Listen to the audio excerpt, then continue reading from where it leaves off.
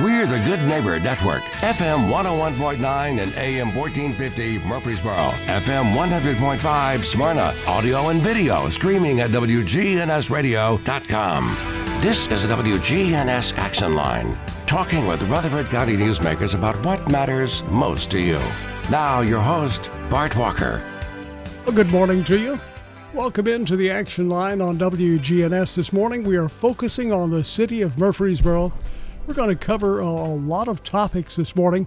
Everybody pull the microphone up real close to you. Let it be your best buddy for the next hour. And today we're visiting with Nate Williams, the Executive Director of the Recreation Services for the city of Murfreesboro. Nate, good morning to you. Hey, good morning, Bart. It's good to see you. Good to have you with us today. And along with Nate is Erin Tcker, the Chief Financial Officer, the City Recorder, and the Treasurer for the city of Murfreesboro. Erin, good morning to you. Good morning. Thank you. Good to have you here today. And my buddy Greg McKnight over here, Executive Director of the Development Services for the city of Murfreesboro. Greg, good morning to you. Good morning, Bart. We're going to cover a lot of topics today. The three of you are involved in so many things. Let's start with Nate, not because we want to be cruel. That's fine, Bart. I'm 2 days in a row on this show. 2 days in a row. I listened to you yesterday. You sounded good. I've got even more to put out there. So, yeah. Well, there's so many things that were not covered yesterday. One of those, do you have anything like a master plan in your future for updating the green, as if the greenways needed updated, but times do change quickly. Yeah. We actually went through a master plan, Bart, last year. Went through an extensive process and shows that what the Greenway is going to become over the next 15, 20 years, and that's available online at murfreesboroparks.com. People can see that, but we're always looking at master planning and trying to stay ahead of trends and what might happen, and excited for the future. We've had a lot of development over the past few years and a lot of refurbishment. I look at Old Fort Park. You know, we added a skate park. A Kids Castle was done about 11 years ago. We did a renovation of the golf course. We're in the current process of renovating that front field that was built in the 1970s. We've just recently resurfaced all the courts at Adams Tennis Complex and then renovated the original 8 courts. So we look at stuff like that, and we plan for those types of projects, but also new development projects in the future, like Veterans Park, that's in process right now and under construction. Now, has that already been the ideas for what's going to be incorporated in Veterans Park? Have those already been put together? Yeah, it's been put together and bid out. And we've got a contractor that's had a really good opportunity to work in a pretty dry fall season, early fall, summer season. So a lot of the mass grading that they had to do has been done, and they're starting to fine-tune and work on other elements of the park. But we're excited about Veterans Park. I think that area needs a park just like that. It's about 150 acres, and it could serve other city services in the future. For example, a fire station, a police precinct, potentially an education opportunity. But what we're going to have there is just a great trail system, several pavilions, pickleball courts, and an event space and a destination playground that's unlike anything we've got in Murfreesboro right now. Now, a lot of people think that the Veterans Park is in the Blackman community, and I guess it is if you use your imagination a little bit. Yeah, I'd say so. I think, as we've grown. Where is it? Yeah, it's off Veterans Parkway. If people are familiar with Veterans Parkway, right across from TOA and Murfreesboro Medical Clinic and that Publix area. So it's across from those? Across the street, yes, sir. Okay. So that'll make it really nice. That gives a whole lot of things to do in that end of town. It does, and I think there's so much walkability down there when the connection that it has to the neighborhoods and the businesses. I think it's going to serve a great purpose for a long time to come. Now, 150 acres, you say? Yeah, roughly. The park takes up, you can kind of divide that in multiple different ways, but right now that property is about 150 acres. And again, it will be used for future city services as well. We're planning for potentially a fire station that has been in extensive discussions, a future potential police precinct, and then there might be an opportunity for future education space as well if needed. Now, how does that compare, 150 acres, how does that compare to other parks in the area? I think our park system is unique in that we do have large parcels of land.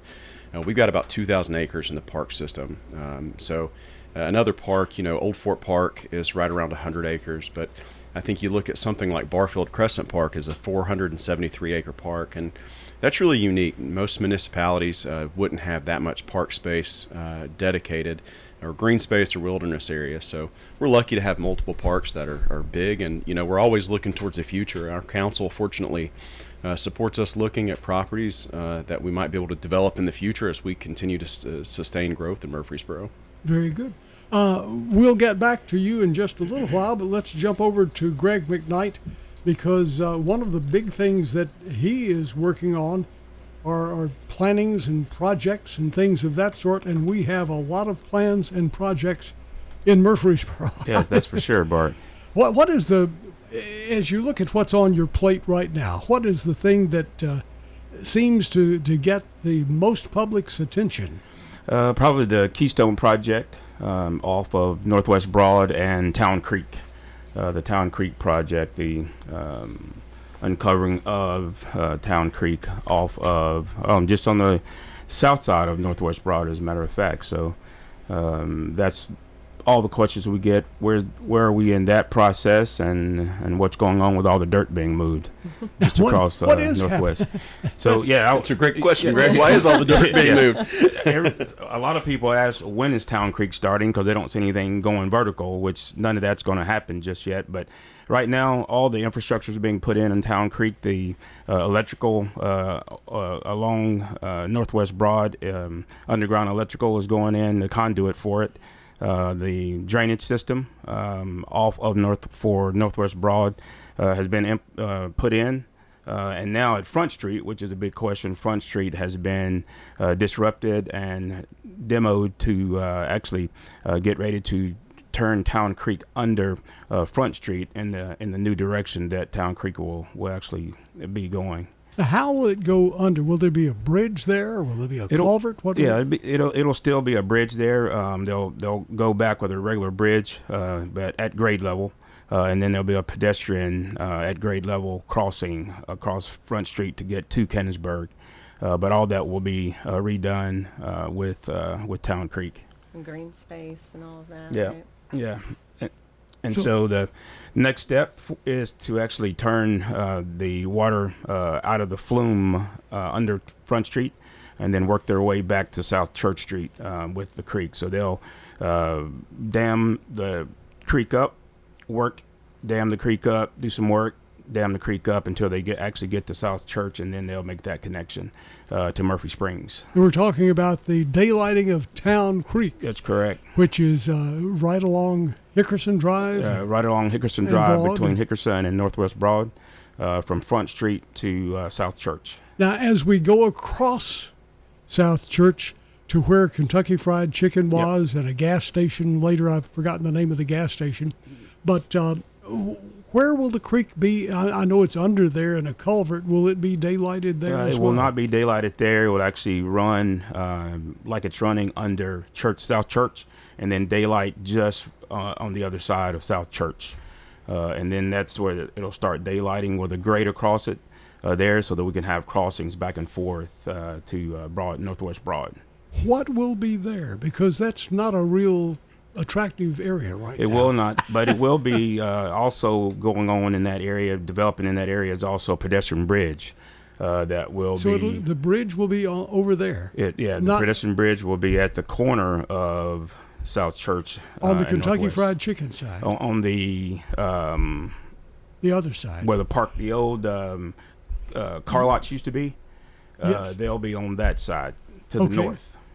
But now, when you're over on the side where you're daylighting Town Creek, will it be there, or will it be the other corner, the corner that, if you use your imagination, Kentucky Fried Chicken's land would have gone down to? Yeah, that will just be green space. Okay, and park. The bridge will be over there where there used to be a green space next to the brake just store. Be green space there. Okay. The pedestrian bridge will be on the corner of Northwest Broad and South Church to the north, where the police annex.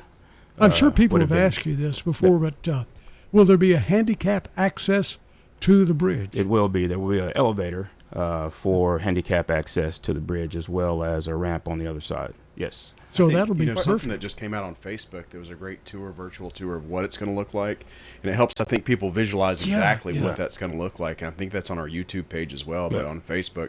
And I think people can go out and see, and it gives you a real good feel of what that is going to do to this downtown area. For the whole area. Yeah. That is exciting to see all of that happening. And all of that is coming together. And when do you think we'll start seeing something like, I guess, the daylighting of Town Creek will be the first part of that? Yeah, it'll be the first part. It's actually scheduled to be completed October of 2026. Will be the completion date of the daylighting of Town Creek. Wow, that's going to be super. Will that? What impact will that have on Cannonsburg? I think it's just be an addition to Cannonsburg. It'll be a huge addition to the Greenway as well. There'll be a there's a multi-purpose path that will connect to the Greenway as well. So you'll be able to get from Murphy Springs down to Town Creek and then on to the Greenway connection. Yeah, I think we're looking at ways to revitalize Cannonsburg. You know, Cannonsburg was built in the 1970s, 1976 as a bicentennial project, and has been a great staple in the community for years, but I think this is just an opportunity really to make another connection to Cannonsburg and really, revitalize and revamp that greenway access, the trailhead, the village. And our team's working really hard to come up with new ideas and really kind of reinvent what might be able to take place out there. I think, this almost can be a little bit of an arts district, a cultural area. I think we went through that historic bottom study and we learned a lot about what people would love to see out of this area. Yeah. So that's what we're looking towards, how we can incorporate that, not one campus, but just really, play off of each other to revitalize that whole area. Yeah, and the idea, Bart, for Town Creek is for it to be a 6 to 6 destination, not just a couple of hours, but for individuals to go down and hang out for, have the opportunity to hang out all day long. So. And I remember at that meeting you were talking about, Nate, about the historic bottoms. That was amazing. That was over at Patterson Community Center. We've done a lot of community meetings, and you and I have talked about this a lot. That was one of the most positive, unified groups of people that really wanted to see one thing happen down there and got excited about it. And it's fun to see a project like this come to fruition. For newcomers to town, I have never seen a meeting like that. There were a lot of people there, and then you divided everybody up in groups. Pretty good sized groups where you had a chance to have diverse opinions. And then after everybody met for a while and discussed what they wanted to see, they all got back together. And I've never seen this before. Everybody had about the same idea. Right, yeah. I mean, it was... And the excitement coming out of that, too. Nobody was frustrated. It seemed like everybody was just... And I think just learning the history of that area and what it played in Murfreesboro for so long and how we can, honor that area and make it even better. One of the things that has been a part of, or had been a part of it in years past, was the flooding. It was lowland. It flooded all the time, and that's why Town Creek was put under the road. In the culvert. That's correct. It's fascinating. Greg can probably speak to this really well, but some of the stuff as they've been excavating and finding a lot of, relics of the past and vegetation. Like time capsules. I think they found some really interesting stuff. Yeah, bottles and then the layers. Town Creek is, that area was built up probably 10 feet, but you can actually see the layers of dirt changing colors. So it's pretty interesting to go over and see just the old history of how it was built and developed in that area. So they found marbles. Somebody said they found a roller skate or something like that. Roller skate, there are marbles, bottles, and different bottles from different time frames. How old were these? I mean, what are we talking dates about? Back to 1950s, 40s. Yes, yeah. Back to when they actually did. When did they put that underground? I think it was 1950 was the first time, and then it collapsed, and it was something. Then it was redone, and then it collapsed again. Is the reason we were thinking it was being able to go in and do it, daylight the creek right now. So there's a lot of stories I've heard over the years, and like Dr. Gloria Bonner tells me stories about it, remembering it from her childhood, how all the buildings over there were built up, on stilts. Yeah. And they'd go and lay under the buildings in the hot days and take naps under there because that's a cool place. Yeah. But it's a lot of history out there, and it's interesting, the uncovering of history as the project's happening. Yeah. And if you look at the wetlands area, that is where Town Creek comes from. It flows through there. I guess it's got to be inspected by the beavers first. Yeah, right. Before it gets down. You don't know anything about that, do you, Bart? I love beavers. Now, there's one thing there that we need to let people know. Yeah. That is not originally a wetland. Correct. When the radio station put its tower there, which started in 45, 46, the construction of it, that was Dry as a just bone. dry as a bone. In fact, I looked at the original agreement with Guy James, who owned the property at the time, and he said to Cecil Elrod, he said, could we have permission to graze cattle Really? around the tower? Oh, wow, that's amazing. So And now you and I are talking every few weeks about water levels. water and how levels that- up and yeah, down. Yeah. Yeah, So trying our best.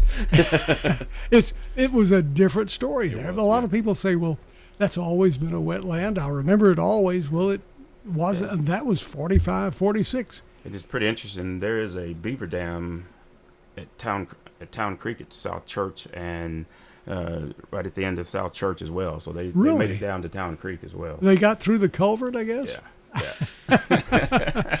You know, we've tried everything we can out there to help balance that water. We've put in different mechanisms, but at the end of the day, sometimes it's just kind of hand-to-hand combat of, you know, busting up Who's the going to dams. build the biggest dam? Yeah. Yeah, I think we're looking at ways once this project's done, how we can help that water continue to flow and stay on top of it. But I tell you, they're good engineers. They really are. Oh, it's I've fascinating to seen see a them. 200-foot wide dam one time. The worst we've seen it was back, I guess, in the fall or the spring when we had it rain so much, and you and I were looking at it, and Scott came out. But yeah, That's when they're it got up marvels. into the building. Yeah, yeah. But it's amazing how quickly they operate. Yeah. So, but it's a fun place to go to watch the beavers, watch the turtles, watch the birds, a variety of birds. Yeah, there. it's a great place. When we renovated that boardwalk a couple of years ago, and I think it's a great place for local photographers to go visit Murphy Spring Wetland all the time. A lot of parents and their kids walk around because you can see all kinds of wildlife, from herrings to beavers to otters. And our team, our natural resources team, is really doing a complete renovation of kind of that natural area with all native plants and native species. So it's going to be an education and demonstration area, and we're excited to continue to work on that popular place. And all of these things that we've been talking about this morning cost money. They do. Funny about that. Hey, Erin. It costs a lot of money. Yeah. That's where Erin comes in. Tell us, how is the funding going? Is this coming from our Community Investment Trust, or what's it coming from? For Town Creek. And all of these things. Well, Town Creek is probably one of our most unique projects with funding sources. We probably have a dozen different funding sources there. The biggest being the federal ARPA grant money. We got a little over $9 million for that. Wow. And so that's a big deal with our timeline of getting it done by next year. We also have participation from Water Resources because of replacing old water lines while we're in there. We had some participation from Middle Tennessee Electric. Because of some of the road work, we're able to use some of our State Street money where it's eligible.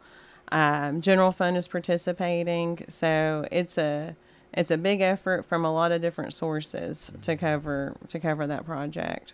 Now, one of the big things in Murfreesboro is the history of this community. And I guess you're on the end that you apply for grants and things of that sort.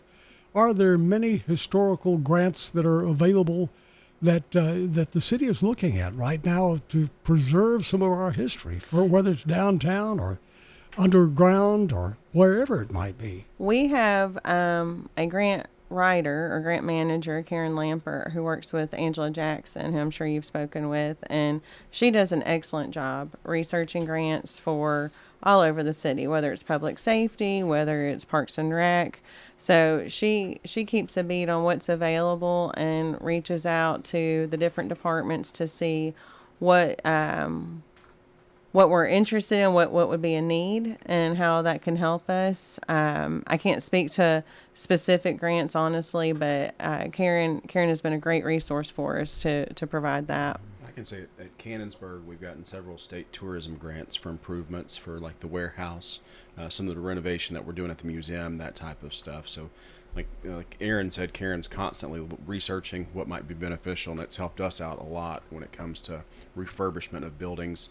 Recently just got one for Bradley Academy Museum and Cultural Center too, to help with some of our exterior renovations as well. Let's touch on both of those. You mentioned the warehouse at Cannonsburg, which basically, I guess, was a barn or a cotton gin. Or It was the only original building left at Cannonsburg that was there, and the last bale of cotton that they baled in there is still in that museum. And we're currently renovating that to come, like I said, revitalize. I've said several times, but we kind of want to make a new, fresh experience in that area. So Mary Beth Nevels and her team at Cannonsburg are working on that, and I've seen it a little bit in what it's going to become. It's going to be something that people will want to go back to Cannonsburg and visit. Share with us what it's going to become, because when we went in there in the past, it had some neat things in there, but it felt like you were in a barn, and you could, it seems like you could see through holes in the wall.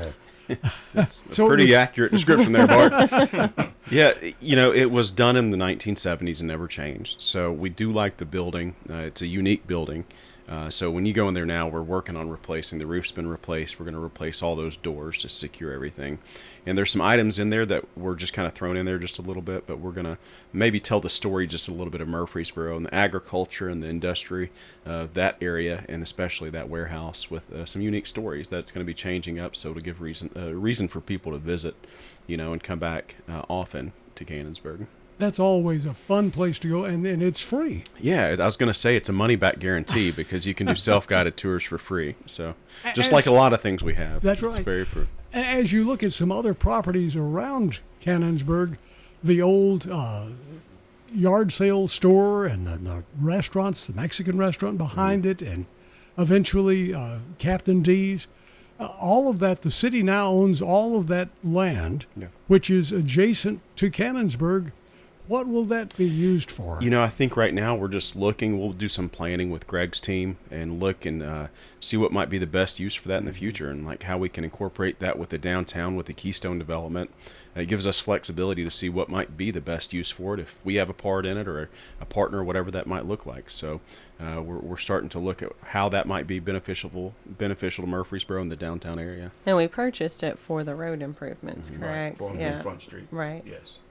Well, Mayor Shane McFarland has been on the radio many times and has brought up the fact that he's concerned with the Greenway trailhead there at Cannonsburg. He said, I wouldn't want my wife to be there, and I'm afraid most people wouldn't want to be there either. It's unsafe, in his opinion.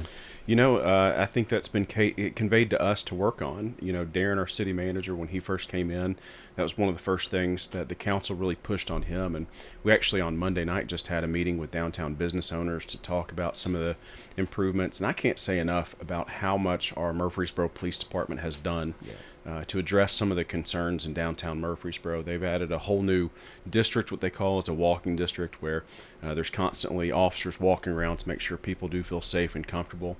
And we have a homeless task force, which is our host team. And they go out and they really look at those areas where concerns that homeless individuals might be, staying throughout the day, and they make contact. But, they're not just trying to push them along. We've got behavioral health specialists that ride along with those officers who help get the help they need to the people who need it. So I'm really proud of the work that's been done, and really the partnership that we've had throughout the city to really address that. And I think there's some tangible things happening. It's going to, like we say, we're not going to solve it, but we're going to give it our best effort to make sure we can improve it and make sure Murfreesboro is not a destination for homelessness. That's one thing that we've had. I'll say one more thing, Bart, if I could, that we started really a new partnership with the Journey Home back in June, and the Journey Home has done a tremendous job listening to concerns of the city of Murfreesboro about, operations, and they moving into their new building have done just a tremendous job to help us address some of these issues as well. So that's going to be a real plus as it goes even farther. Yeah, I think just the word is partnership between, just the city in general, the police department, the Journey Home, and other services as well. It's something everybody's talking about and figuring out, coming up with plans and communicating on ways to address it. We will continue the conversation in just a moment, sort of a teaser to make you call some friends and get them to tune in. I understand that Greg McKnight is a real knowledgeable person on Buc-ee's. So we're going to be talking about Buc-ee's when we get back.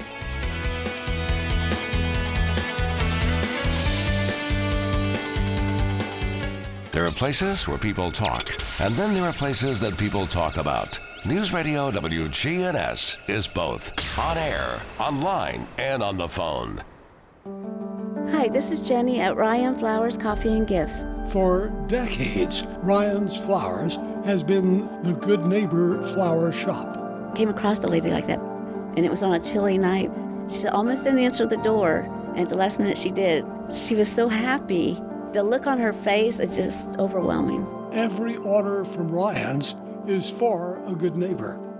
Ryan Flowers Coffee and Gifts, 117 South Academy, just a couple blocks off the square. This message brought to you by the Central Tennessee Regional Solid Waste Planning Board. Visit recyclerightTN.com for tips, ideas, and locations on where to recycle near you. That's recyclerightTN.com. Recycle right, it's all on you. Don't be trashy, recycle classy, recycle right, Tennessee. Go to recyclerightTN.com. Recycle right, Tennessee. Forget those fluorescent lights and freezer burn. This ain't your average grocery run. Meet your farmer, talk a little livestock, and take home the juiciest veggies in your life. The Rutherford County Farmers Market, celebrating 50 seasons. At Lane Agro Park in Murfreesboro. Real food, real people, and real local. WGNS is powered by Middle Tennessee Electric. MTE's Drive EV program has resources for members who would like to learn more about all aspects of EVs. MTE is developing programs and educational materials to answer member questions. Learn more at driveev.com.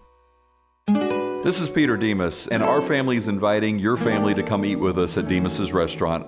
Right now there's this big talk of tariffs. So we start looking at where do all of our suppliers get their product from. Even though we're buying it from, and it looks like it's from an American company, but they're getting it from China.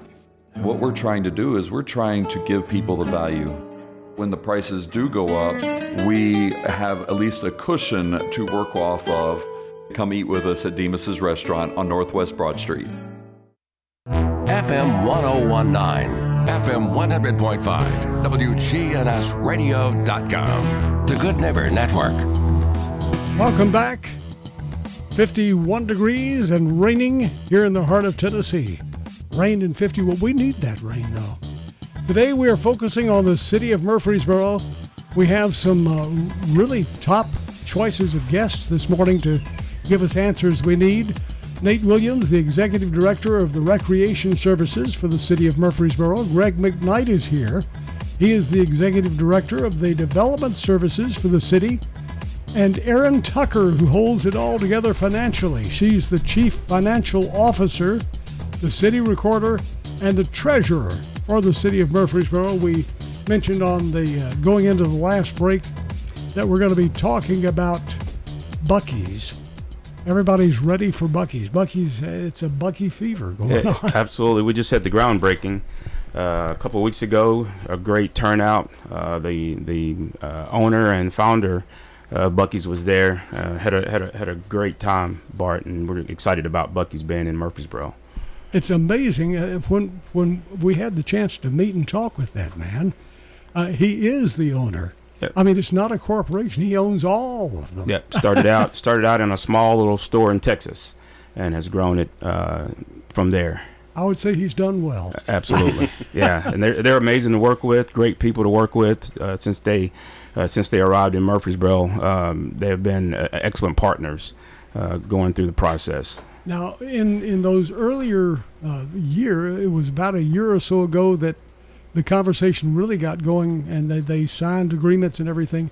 But it took until just recently for them to begin constructing. Yeah. What slowed it down? Yeah, they were actually charged with actually getting their off ramps and on ramps constructed and working through TDOT processes before they ever started on the actual Buc-ee's store. So that's what they've been working on for the last year, is just the infrastructure for the roads, interstate connections and access, and then now they're going vertical with the actual store, which is only going to take 15 months to actually construct and get it open for business. Now, anybody who's been to a Buc-ee's elsewhere, to any of there are 2 in Tennessee right now, another one under construction right now in Clarksville. That's we'll correct. have 4, which brings us to be number 2 in all of the world of Buc-ee's. Yes, and he did say that he enjoyed the state of Tennessee and would be building more Buc-ee's in Tennessee. Now, word is that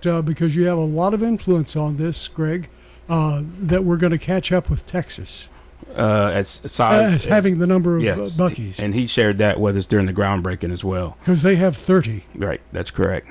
So we got Yeah. we have a little way to go. Yeah. Greg, is it true that you come into City Hall every morning and say hot brisket on the board? Yeah, that's what I do since we started working with Buc-ee's. figured so. Yeah. And people don't see you right now, but you got a Buc-ee shirt and a Buc-ee cap on.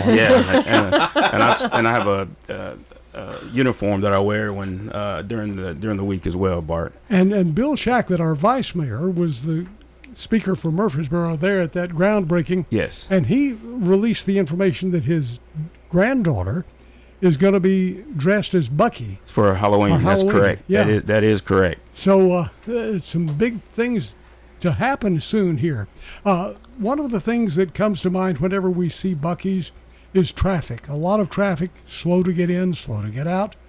But you've done your due diligence on getting this together, so maybe we will have less of a problem. Well, I don't know that Buc-ee's is going to attract the traffic that it attracts, but they do an excellent job with how they manage the traffic off the interstate as well as internal traffic with their site. So they're the professionals with how to manage the traffic, and they want people to get in and out as quick as possible. So they've actually done a great job with managing their TDOT partnership as well as the city partnership with Chris Griffith and Michelle Emerson and their team to actually put that whole plan together for the area.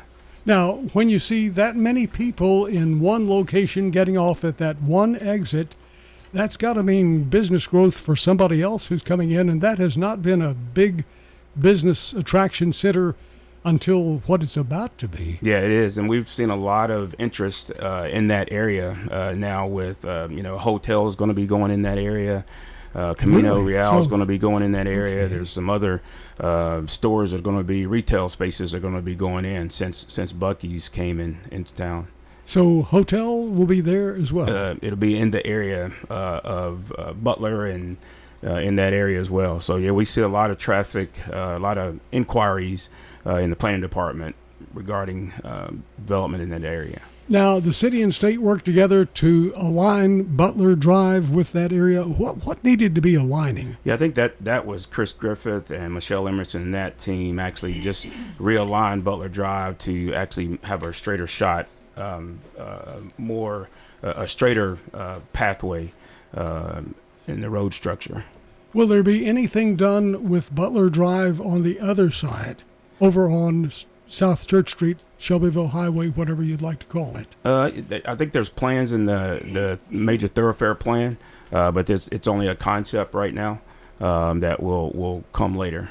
Okay, so that's a big, because that is important too. That's been a traffic bottleneck. Yeah, sure. Not as big of a bottleneck though. If we're talking about bottlenecks, maybe we shouldn't have brought this up. Cason Lane and Old Fort Parkway.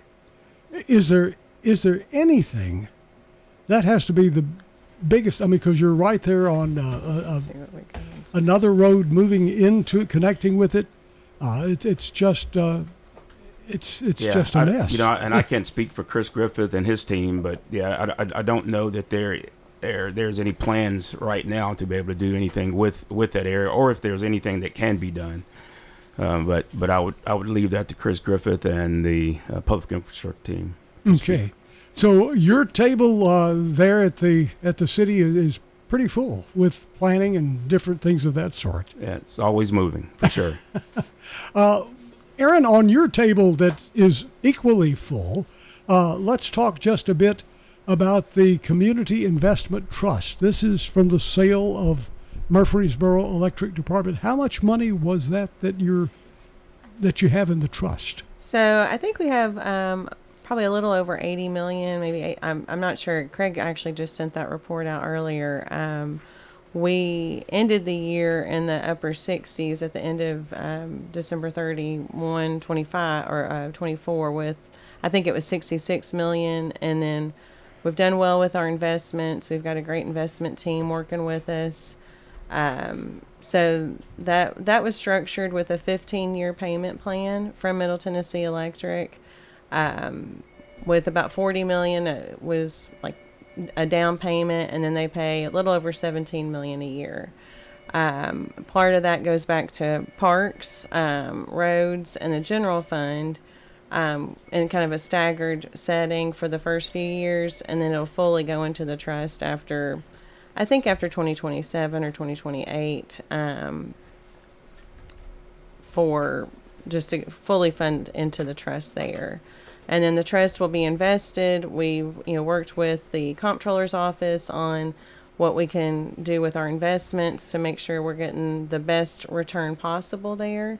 And then we get a distribution out of the trust that goes to the general fund and then to our charitable organizations in the city, which I think has been a really successful transition, moving from a general fund funded charitable contribution to this coming out, because as the trust increases, so does what we're able to give out to the charities each year. Now, some people have said this is similar in putting it together to what the money was when we sold our Rutherford County Hospital.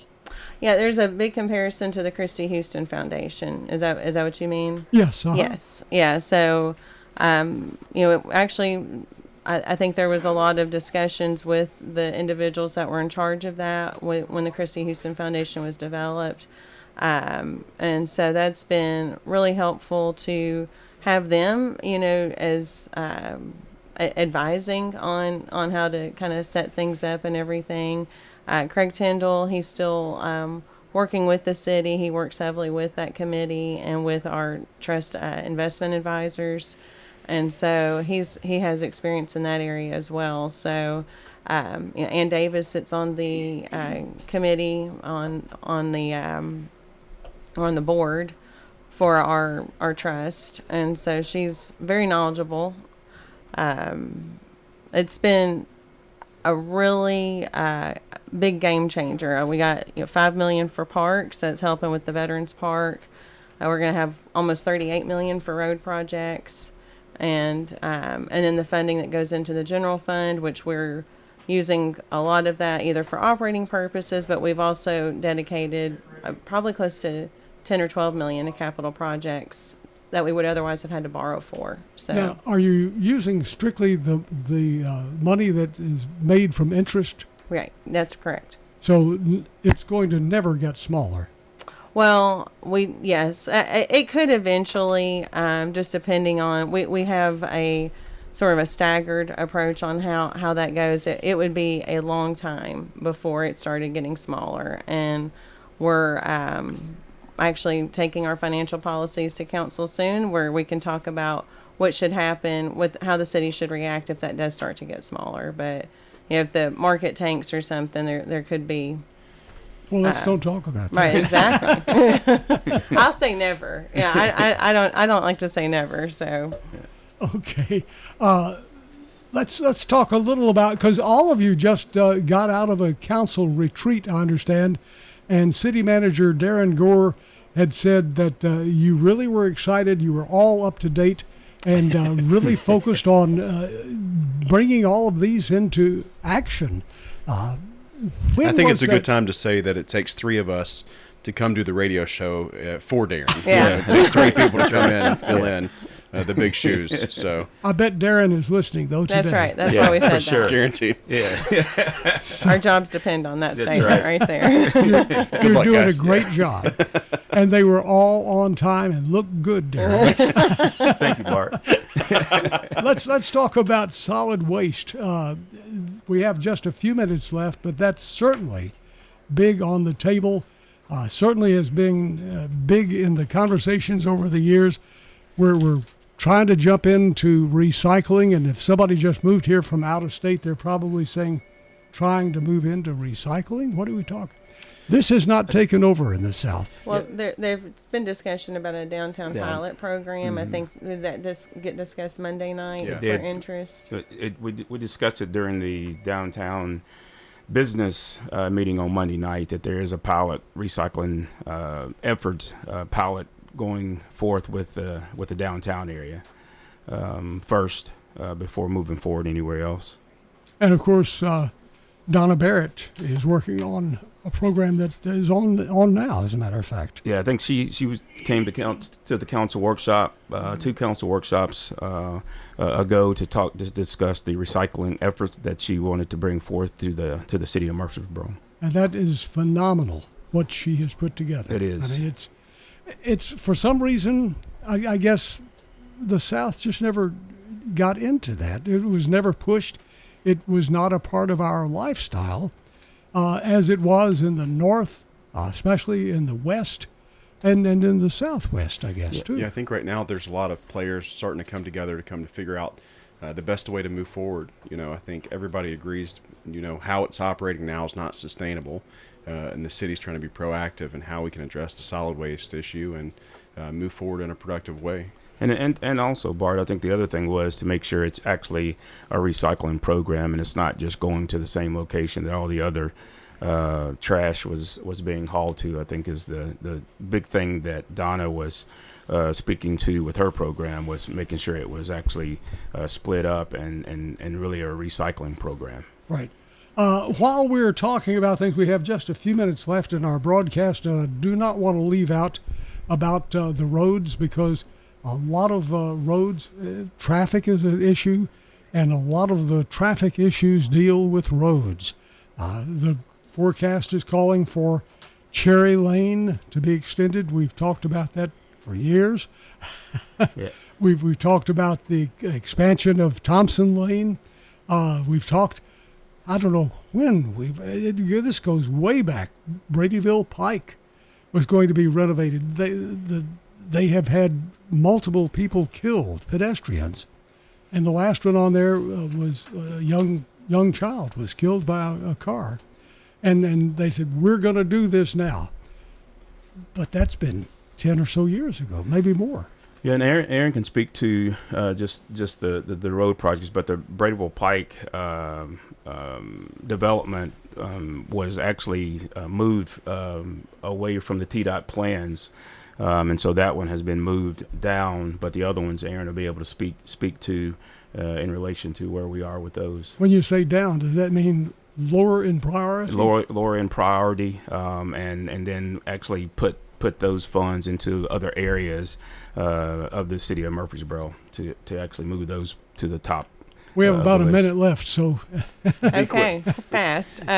Yes, we're funding Cherry Lane on those extensions. That's several phases, and so that's included in our CIP, but it also has federal and state participation. So we have to work through that with the TDOT and make sure all of our environmentals are good, which is why things take a little bit longer.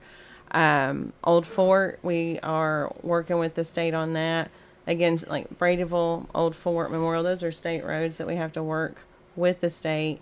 So we're doing as much as we can to partner with them to provide seed money to entice them to participate quicker for us, so we can get projects moving faster. So that is on the ballpark. It's going to happen. Yes. It is moving as fast as we can, and yes, absolutely. Since you have a crystal ball with you, and I saw do, you. Yeah. What do you think is going to come first? Of all of those projects, what are we going to start seeing happening first? I do not have that crystal ball. Oh, okay. I would. I feel like Old Fort has some good steam behind it. Yeah. So that might be our best bet, but I couldn't say for sure, honestly. I think we could do a whole show, get Jim Kerr and Chris Griffith in here, and I think we could spend an hour just talking about roads. And or three. Really, or three, and to give a good forecast and explanation of where each project is specifically. Yeah. Well, you guys have done a phenomenal job. Nate Williams with us this morning, Executive Director of the Recreation Services for the City of Murfreesboro. Greg McKnight, Executive Director of the Development Services for the city. And Erin Tcker, Chief Financial Officer, City Recorder, and the Treasurer for for the city of Murfreesboro. Boy, you've got a big title. It's a long title, yes. Thank you for joining us. Thank you, Bart. All of you. Thank you. Have a great day. You too.